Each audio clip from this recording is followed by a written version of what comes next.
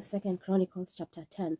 Rehoboam went to Shechem, for all Israel had come to Shechem to make him king. When Jeroboam the son of Nebat heard of it, for he was in Egypt, where he had fled from the presence of King Solomon, Jeroboam returned out of Egypt. They sent and called him, and Jeroboam and all Israel came, and they spoke to Rehoboam, saying, Your father made your yoke grievous.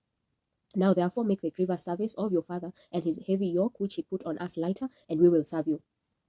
He said to them, Come again to me after 3 days. So the people departed. King Rehoboam took counsel with the old man who had stood before Solomon his father while he yet lived, saying, What counsel do you give me about how to answer these people? They spoke to him, saying, If you are kind to these people, please them and speak good words to them, then they will be your servants forever. But he abandoned the counsel of the old man which they had given him, and took counsel with the young man who had grown up with him, who stood before him. He said to them, What counsel do you give, that we may give an answer to these people who have spoken to me, saying, Make the yoke that your father put on us lighter? The young man who had grown up with him spoke to him, saying, Thus you shall tell the people who spoke to you, saying, Your father made our yoke heavy, but make it lighter on us. Thus you shall say to them, My little finger is thicker than my father's waist. Now whereas my father burdened you with a heavy yoke, I will add to your yoke. My father chastised you with whips, but I will chastise you with scorpions. So Jeroboam and all the people came to Rehoboam the third day, as the king asked, saying, Come to me again the third day. The king answered them roughly, and King Rehoboam abandoned the counsel of the old men and spoke to them after the counsel of the young men, saying, My father made your yoke heavy,